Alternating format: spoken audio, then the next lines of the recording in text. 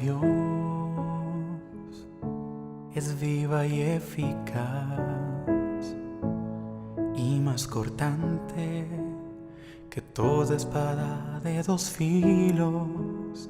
Penetra hasta partir el alma y el espíritu, las coyunturas y los tuétanos, y discierne los pensamientos y las intenciones del corazón.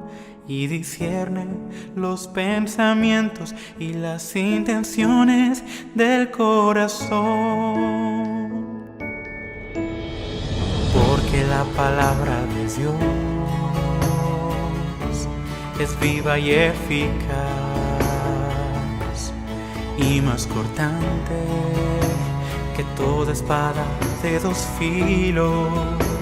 Penetra hasta partir el alma y el espíritu, las coyunturas y los tuétanos, y discierne los pensamientos y las intenciones del corazón.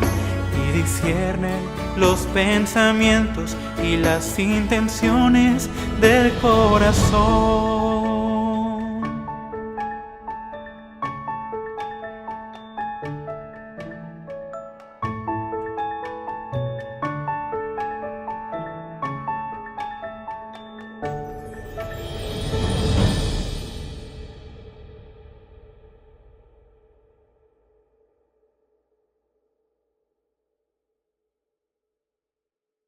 Buenas tardes, hermanos. Las canciones para hoy son dos himnos. El primero es uno de nuestros himnos, el 323, que se titula Lejos de mi Padre Dios, y el segundo se titula Ven tal como estás.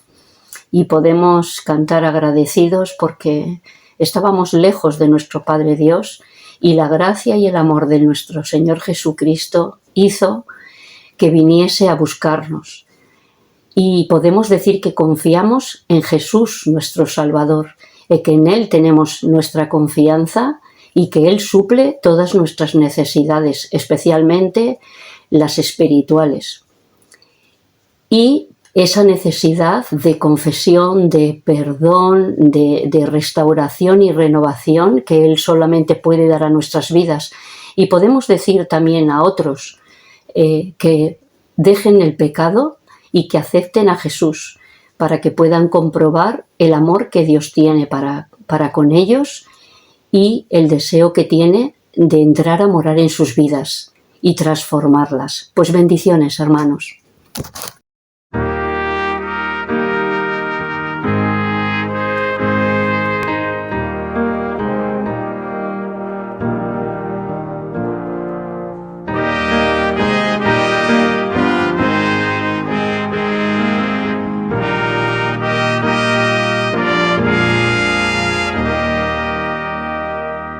Lejos de mi Padre Dios, por Jesús.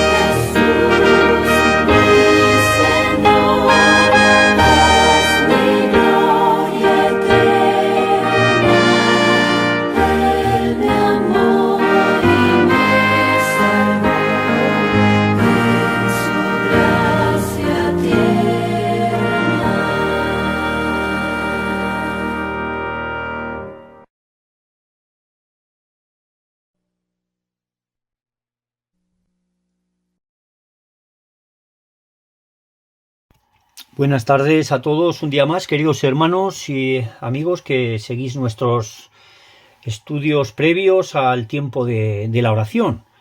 Vamos a continuar con el capítulo 5 de la epístola a los romanos, los versículos del 6 al 11. Y vamos a comenzar leyendo este pasaje. Dice así la palabra del Señor. Cuando aún éramos débiles, a su tiempo Cristo murió por los impíos. En realidad es difícil que alguien muera por un justo, aunque pudiera ser que alguien tuviera el valor de morir por una persona buena. Sin embargo, Dios demuestra su amor por nosotros en que cuando aún éramos pecadores, Cristo murió por nosotros. Con mucha más razón ahora que ya hemos sido justificados en su sangre, por él seremos salvos de la ira. Porque si cuando éramos enemigos fuimos reconciliados con Dios por la muerte de su Hijo, mucho más, al estar reconciliados seremos salvos por su vida. Y no solo esto, sino que también nos enorgullecemos en Dios por nuestro Señor Jesucristo, por quien ahora hemos recibido la reconciliación. Bien, hasta aquí la lectura de la palabra del Señor. En este capítulo 5 encontramos en nuestras Biblias que hay un encabezamiento que dice resultados de la justificación. Y hasta aquí el apóstol Pablo ha demostrado que todo ser humano es pecador, que merece la desaprobación y la condena de un Dios que es infinitamente justo y recto, que el hombre carece de recursos propios para evitar el castigo que merecen sus injusticias, y también que Dios en su insondable amor, en su insondable misericordia, pues ha intervenido de manera unilateral, al margen de lo que el hombre pueda hacer, ¿no? Y de pura gracia. Entonces, Cristo ha provisto la posibilidad de ser justificados delante de él. Así que esto ya es lo que ha venido el apóstol Pablo diciendo hasta este momento, y ahora pues también recordamos que es el arrepentimiento y la fe la condición para obtener esa salvación, como ya dijo el apóstol Pedro también en su segundo gran discurso. Dijo que arrepentíos, convertíos para que sean borrados vuestros pecados y para que vengan de la presencia del Señor tiempos de refrigerio. Esto lo dice en el capítulo 3 de los Hechos, 19 y 20 los versículos. Y en la misma línea también Pablo ha comenzado a hablar en este capítulo 5 de su epístola a los romanos, pues de los resultados del arrepentimiento y de la fe, que traen esos tiempos de refrigerio, esos tiempos de consuelo de la presencia del Señor, el descanso y la paz que experimentan aquellos que han sido perdonados y justificados en Cristo. Ha empezado este capítulo 5 en su primer versículo diciendo que justificados por la fe tenemos paz para con Dios por medio de nuestro Señor Jesucristo. Y a partir de aquí el apóstol pues va a hablar acerca de las importantes implicaciones de la justificación, porque el significado de la justificación abarca un amplio corolario de bendiciones que no se limita al hecho de la declaración judicial de Dios que libra, que exime al creyente de toda culpa delante de su trono porque se halla el creyente en Cristo.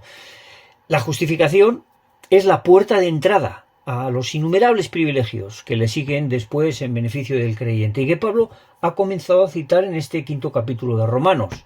Así que a la justificación le sigue la paz. Y no nos vamos a adentrar mucho en estos primeros versículos del capítulo 5, pues porque ya se han comentado en el estudio anterior, pero solo vamos a dar unas pinceladas a modo de recordatorio para centrarnos en los versículos desde el 6 al 11, que son los que hemos leído y que vamos a abordar con más detalle. Bien, como hemos dicho, a la justificación le sigue la paz. Lo decimos con el apóstol, es una paz para con Dios que da tranquilidad de espíritu, que procede de saber que gracias a la obra redentora de Cristo en la cruz, nuestros delitos han sido perdonados, han sido olvidados por Dios. Así que la culpabilidad de la que nos acusaba nuestra conciencia ha sido quitada en medio por Cristo en la cruz, que es nuestro sustituto, nuestro Salvador, que ha cargado sobre sus inocentes y sus poderosos hombros pues el aplastante peso de nuestra culpa y nos ha dado paz al llevar el castigo que nos correspondía. Así que la justificación, como hemos dicho, es el comienzo de toda una revolución espiritual que lo abarca y que lo transforma todo y que tiene su origen ahí, a la cruz, como fuente de toda bendición. Todo cambia para aquellos que están en Cristo. Ahora Cristo es el centro de atención, el centro de interés. Antes de conocer la gracia de Dios, todas nuestras esperanzas se centraban en lo que se puede obtener en este mundo vano, en este mundo pasajero, y nos felicitábamos, nos enorgullecíamos de nuestros logros, pero ahora nos gloriamos, como dice el versículo 2, en la esperanza de la gloria de Dios, que es fuente de eterna y de segura esperanza. Y todo lo que nos acerca a Cristo es precioso a nuestros ojos, incluso las aflicciones de esta vida. No por lo indeseables que son en sí mismas y por lo contrarias que son a lo que Dios desea para nosotros, sino por el efecto que producen en nuestro carácter. Pablo ha señalado en los versículos 3 y 4 pues toda una cadena de consecuencias que resultan de pasar por el horno de la aflicción y que contribuyen a la formación de un carácter maduro moldeado a la imagen de Cristo, que es el hombre perfecto. Ha dicho que sabemos que la tribulación produce paciencia, la paciencia produce un carácter probado y un carácter probado produce esperanza.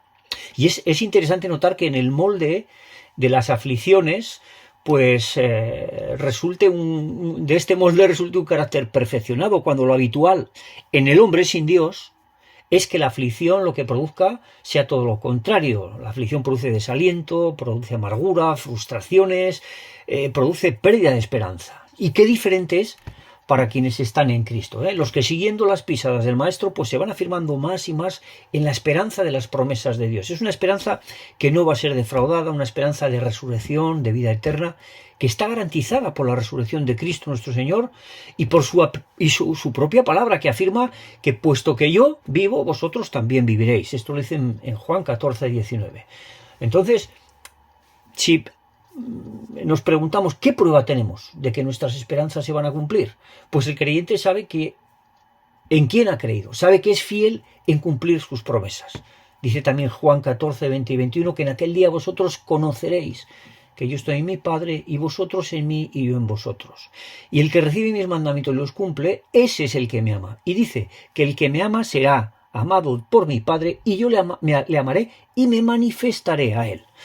O sea, Pablo es consciente por propia experiencia del amor de Dios en su vida y nos dice que la esperanza nos defrauda. ¿Por qué? Porque el amor de Dios ha sido derramado en nuestros corazones por el Espíritu Santo que nos fue dado. Entonces, a la pregunta de qué es lo que nos convence, qué es lo que nos asegura de que nuestra esperanza en las promesas de Dios no va a ser defraudada y se va a cumplir, pues respondemos que es el Espíritu Santo.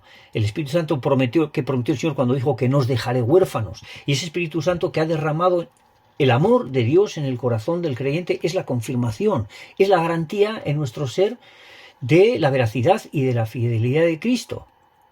Ahora bien, esta experiencia interior y subjetiva del amor de Dios por el creyente, que confirma y da seguridad a nuestra esperanza, tiene su origen en el sacrificio de Cristo en la cruz. El apóstol vuelve continuamente los ojos a la cruz y su resurrección.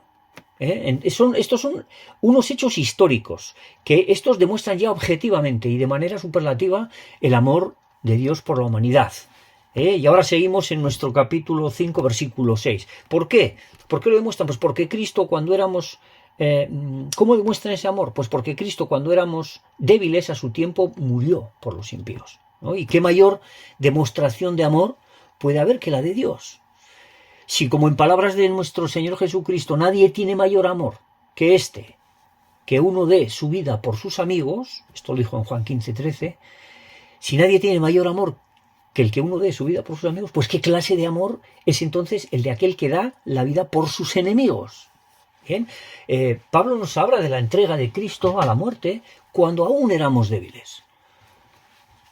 Pero en el desarrollo de su argumento va añadiendo otros adjetivos que describen al ser humano en su carácter natural contrario y hostil a Dios. En este mismo versículo 6 dice que cuando éramos débiles, a su tiempo murió por los impíos, débiles e impíos.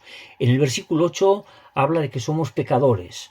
Y en el versículo 10 habla de que éramos enemigos, débiles, impíos, pecadores y enemigos. Fijaros qué serie de características se está mencionando en cuanto a nosotros el apóstol Pablo. Esto nos define como seres sin fuerza en nosotros mismos, débiles, ingratos y desentendidos de nuestro bondadoso Creador, impíos, infractores de la ley de Dios, pecadores, personas hostiles que muerden y se rebelan contra la mano que les da de comer, enemigos.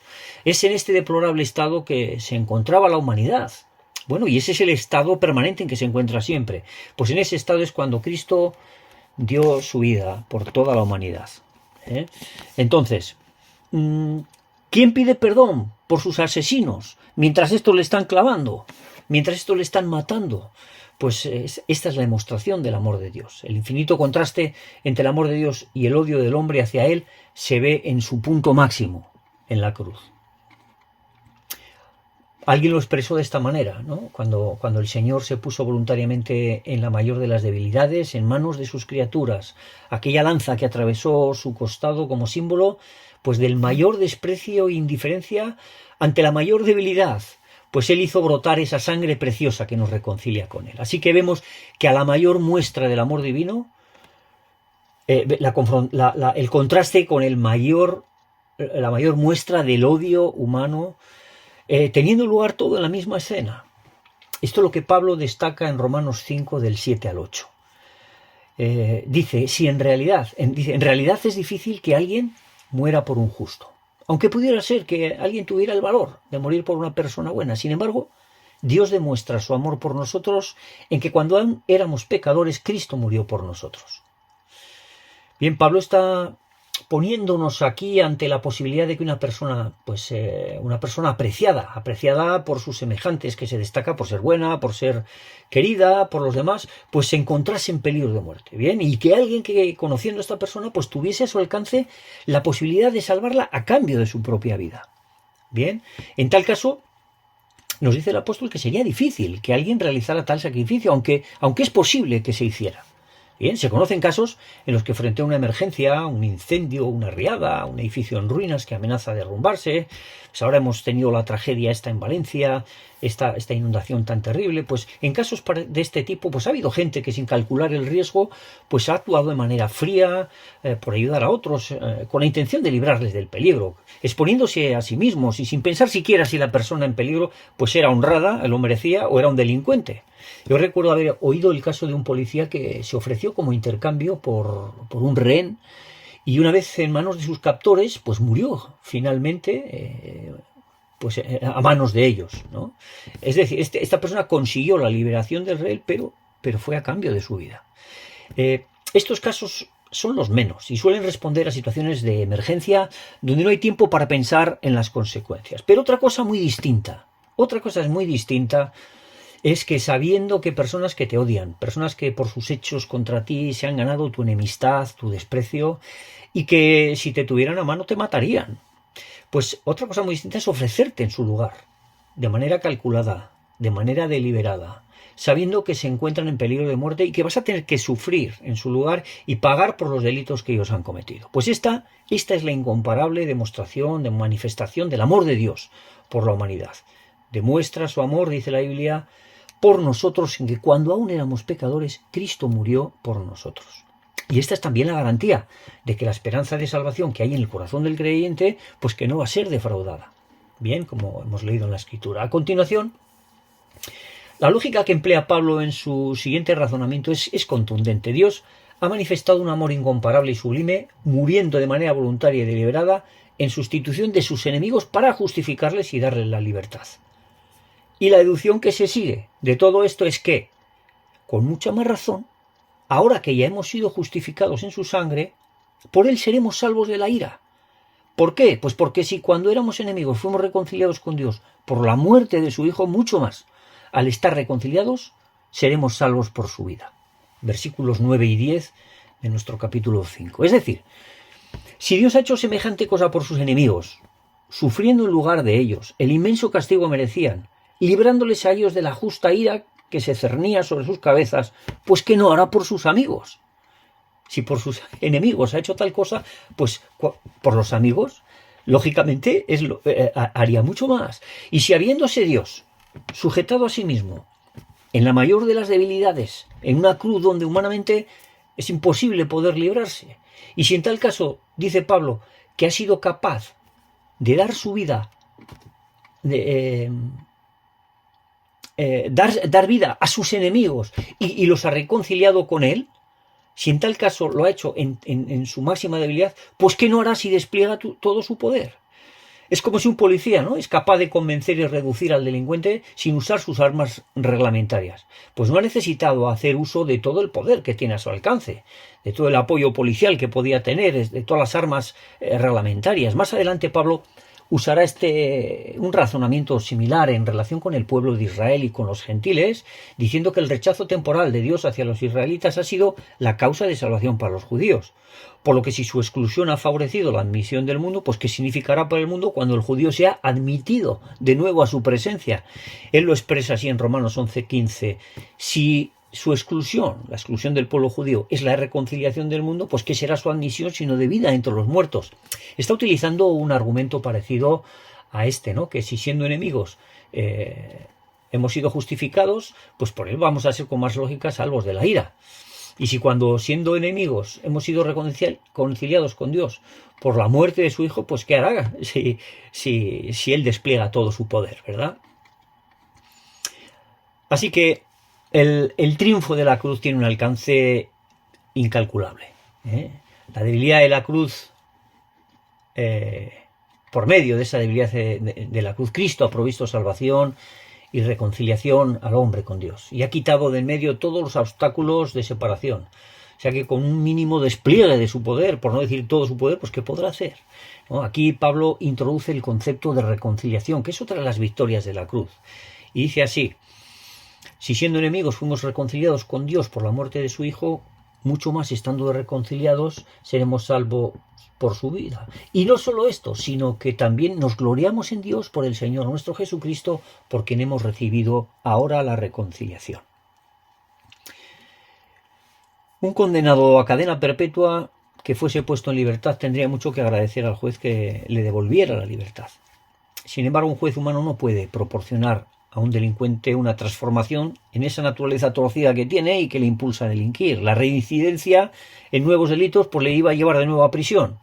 Pero Dios es el juez del universo, es un Dios glorioso de absoluta justicia y poder, y cuando justifica al creyente realiza una obra completa que incluye la transformación de su naturaleza caída. El profeta Jeremías, hablando de esa transformación, dijo de parte de Dios en Jeremías 32, 39 y 40, dice: les daré un corazón y un camino para que me teman perpetuamente, para que tengan bien ellos y sus hijos después de ellos, y haré con ellos pacto eterno, que no me volveré atrás de hacerles bien, y pondré mi temor en el corazón de ellos para que no se aparten de mí.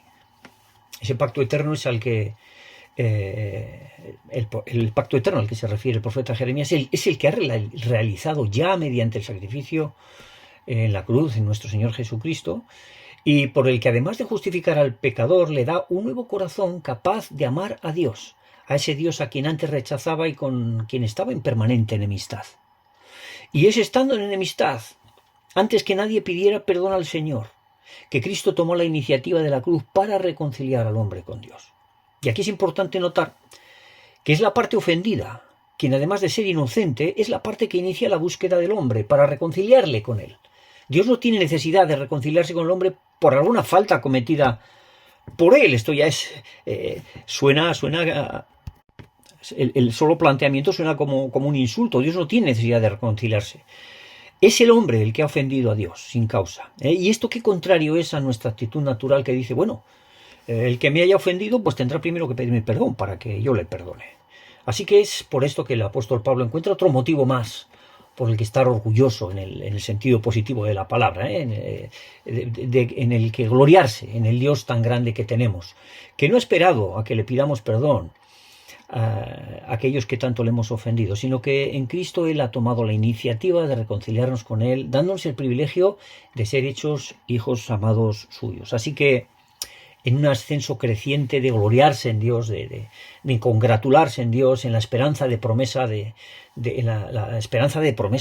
participación de su gloria, como dice en el versículo 2. En las mismas aflicciones también se gloriaba el apóstol en el versículo 3. Y ahora Pablo, con los ojos puestos siempre en la cruz, de donde se derivan todas las bendiciones para la humanidad, ahora en el versículo 11 se gloria además por el hecho de que de esa cruz brota también la reconciliación del hombre con Dios. Y por eso es que dice que no solo esto, sino que también nos gloriamos en Dios, por el Señor Jesucristo, por el Señor nuestro Jesucristo, por quien hemos recibido ahora la reconciliación. Y este Este es el mensaje de eterna salvación que tenemos y que ha traído tanto consuelo y esperanza a nuestros corazones, donde el amor y la justicia de Dios brillan de una manera deslumbrante en perfecta armonía. Y este es el mensaje que somos llamados a compartir también con nuestros semejantes. Así que con gozo en el corazón, viendo las grandes bendiciones que se derivan de esa justificación, pues podemos dirigirnos con libertad a nuestro Señor para adorarle, y también con el deseo de ser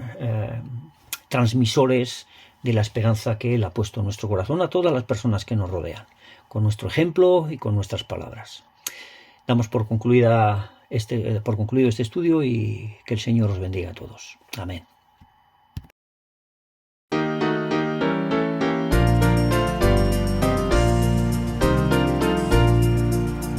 Si tú cansado ya estás de pecar, ven tal como estás.